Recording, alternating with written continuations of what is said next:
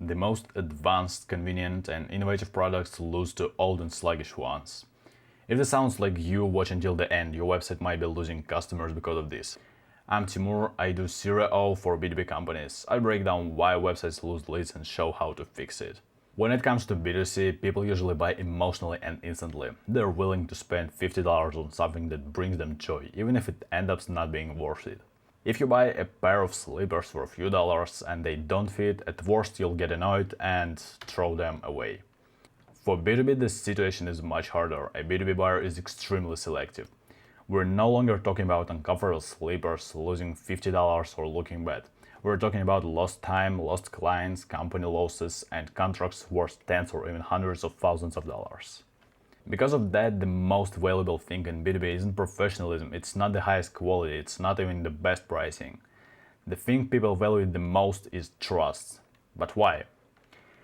Imagine you work at a corporation like Nvidia or Microsoft, and your job is to find a supplier for something like plastic used in graphic cards. You find two companies. The first one offers some cutting-edge technology, better pricing and a bunch of other advantages. They've been on the market for about 2 years, they have happy clients and solid case studies. The second company just supplies plastic, but they have been on the market for 15 years. Thousands of customers, contracts with major brands, you might have ever seen their logo somewhere before. You're most likely going to choose company number 2, not because they have the best product, maybe it's not even close. Company number 1 actually have a much better product, but company number 2 is already a trusted supplier. They've proven themselves over decades of work in hundreds of unexpected situations. Okay, let's get back to websites. So does it mean I can just write 15 years on the market on my homepage and increase conversions? No, trust in B2B is a system, and we can break it down into 5 categories.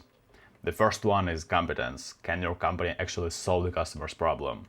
You prove it with case studies, results, expertise, your content like articles, videos and posts, and industry experience. The second one is reliability. How predictable and easy are you to work with? You prove it through transparency, a clear process, timelines, communication, guarantees when appropriate, and overall organization. The third one is social proof. Does anyone actually trust you? This includes client logos, testimonials, recommendations, media mentions, awards, and partnerships. In other words, it's your reputation. The first one is honesty. How much are you hiding, or more simply, how honest are you? For example, being upfront about limitations, avoiding exaggerated claims, clear pricing when possible, real photos of your team. And the last one is something many companies completely overlook, is first impression. Before people read your case studies, they already feel a modern design, high quality UX, no obvious mistakes, a fast website, good English and attention to details. All of this shapes how people perceive your company before they even learn about your experience. Okay, now we have the categories. The only thing left is putting them together into one system. One mistake some companies often make is trying to hit visitors with all of these trust signals as early as possible. Right after the first section, they show client logos, features, awards, some even put case studies immediately. But people don't experience a website as a page full of information. They go through it as a sequence of questions, and each trust signal should be introduced gradually. I actually have a separate video about the key questions every visitor asks while going through a website. You can check it out on the channel.